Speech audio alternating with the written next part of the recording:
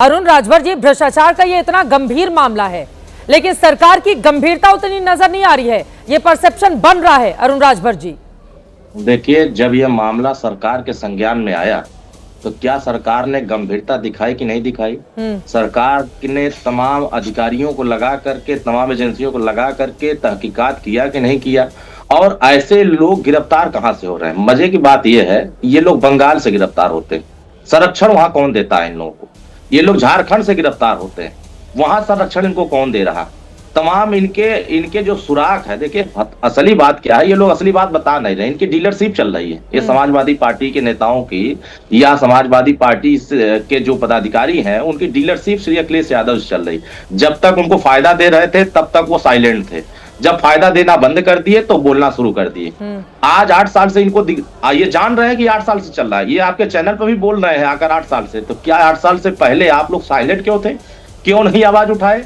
इसका मतलब कि आप लोग उसमें मिले हुए थे, आप लोगों का धंधा उसमें चल रहा था, आप लोग मिलजुल करके कमा रहे थे। जब कमाई बंद हो गया, वो रास्ता किसी और की तरफ चला गया, तो आप चिंता बढ़ गई कि अब मेरा धंधा कैसे चलेगा। विषय ये है कि कार्रवाई नहीं हो रही। गया बड़ा इंटरेस्टिंग है, वो रास्ता किस ओर चला गया? नहीं, अब आप देखिए, ये लोग कह रहे हैं कार्रवाई नहीं हो रही। अब आप बताइए कि कार्रवाई हो रही कि नहीं हो रही है? इतने लोगों के ऊपर मुकदमे लिखे गए, ईडी ने एक एक खाते को तहकीकात बढ़िया से कर रही है। खाते में पैसा कौन दिया, कहां से दिया, कितना निकाला, कितने की जमीन रखा।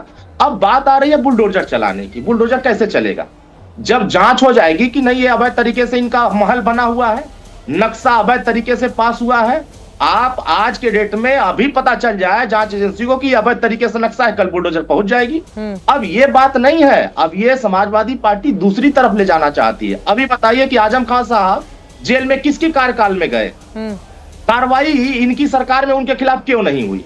गलत तो किसकी सरकार में किए थे?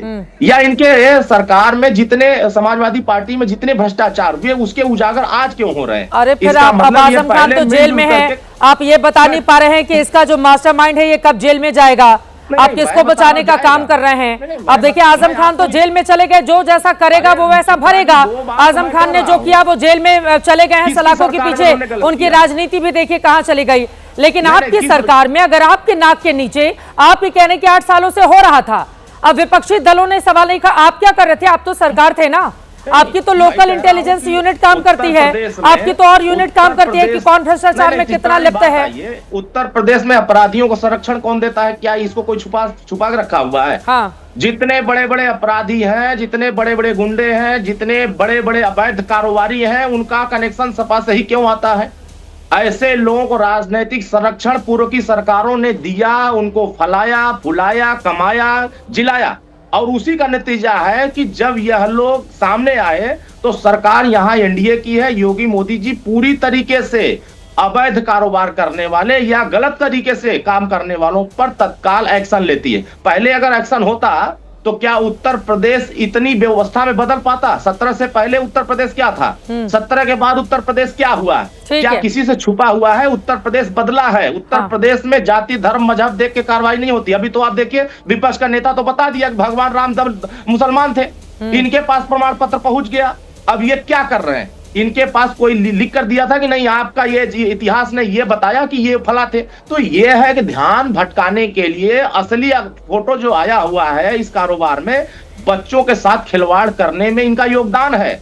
ये बात को छुपाने के लिए समाजवादी पार्टी ध्यान भटका रही है दूसरी तरफ। वो कह रहे हैं अपराधियों का संरक्षण सपा सरकार में होता था, मौजूदा सरकार में नहीं होता है।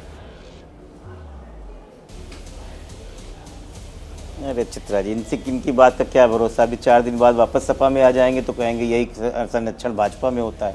इनकी बात का कोई मतलब है? तो कांग्रेस पार्टी में आप चले जाते हैं, बुला रहे हैं, 3 साल हमारे साथ रहते हैं, 2 साल उधर रहते हैं, इनका क्या मतलब है? ये बात नहीं है, ये देखिए वो विषय नहीं है। आप ध्यान भटका देते हैं। अरविंद जी, हो गया, आपके सामने फोटो आ रहे हैं। अरे अभी आप फिर इधर आ जाओगे, फिर वही बात करोगे। आपकी बात का कोई मतलब है राजनीति अरुण जी, आपने जो आरोप लगाया उस पर जवाब ले मतलब है आपकी बात का? जवाब ले लेते हैं। नहीं, ये घुमा रहे हैं ना बात। आप घुमाइए नहीं आशुतोष शर्मा जी। कांग्रेस पार्टी ने इनको चिरकुट कह दिया, उसी से दोस्ती कर लिया, तब बात नहीं समझ में आई। हाँ बिल्कुल, सब एक ही तरह नजर आते हैं इस मामले में। तो बोलिए आशुतोष शर्मा जी।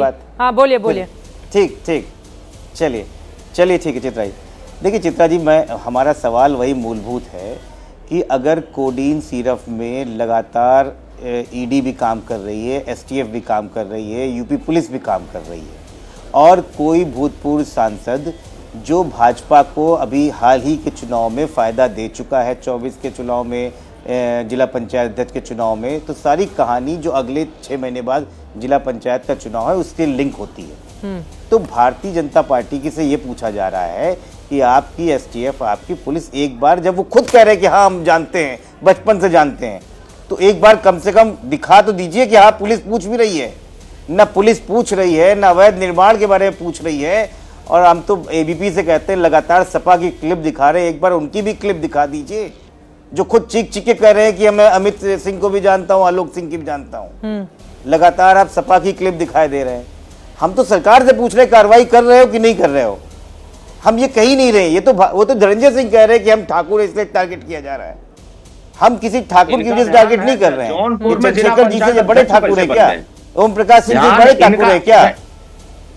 ये तो बेकार की बातें करते हैं। जौनपुर पे जा रहा है। एक मिनट आपको सवाल ये पूछना चाहिए कि 1000 करोड़ का ध्यान जा रहा है, गलत तरीके से एक ड्रग स्मगलिंग चल रही है, नारकोटिक्स का काम हो रहा है, और कितना बड़ा मैसेज जा रहा है कि पूरे देश में कि बांग्लादेश और नेपाल में जाके वहां पे सप्लाई हो रहा है, और आप सवाल भी नहीं पूछ रहे हो, और विपक्ष सवाल पूछ रहा है तो आप कह रहे हो हमसे संबंध है। अरे हमसे संबंध है तो आप करो ना एक्शन। ठीक है, लेकिन जो खुद कह रहा है कि मुझसे संबंध है उससे नहीं कर रहे हो, वो अब ये कौन सा सवाल है? ठीक है, विनोद अग्निहोत्री जी का एक क्लोजिंग कमेंट में लेना चाहूंगी।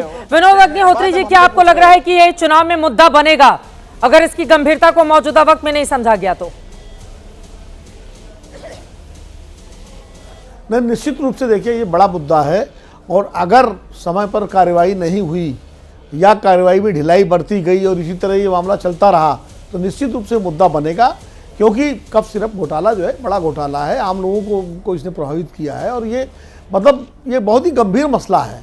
अब सर मुझे तो लगता है कि योगी सरकार को तुरंत इस पर कार्रवाई करनी चाहिए, लेकिन जो डिले क्यों हो रहा है, ये ढील क्यों हो रही है? बल्कि समाजवादी पार्टी को पर भी मैं एक सवाल पूछता हूं कि समाजवादी पार्टी बार बार प्रेस कॉन्फ्रेंस तो कर रही है, अगर आपको सरकार की कार्रवाई पर भरोसा नहीं तो सीबीआई की मांग क्यों नहीं करते हैं? सीबीआई जांच हो इसकी, हाईकोर्ट में याचिका लगाइए कि सीबीआई जांच की जाए, दूध का दूध पानी का पानी आ जाएगा।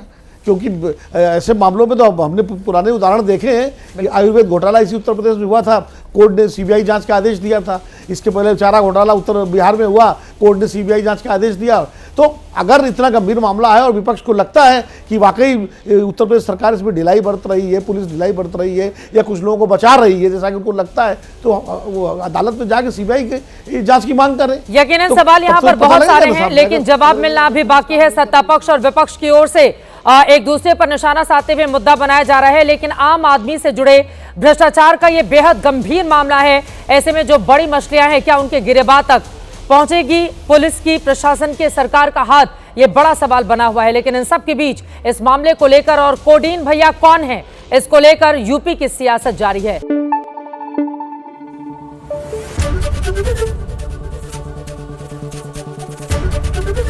एबीपी न्यूज आपको रखे आगे।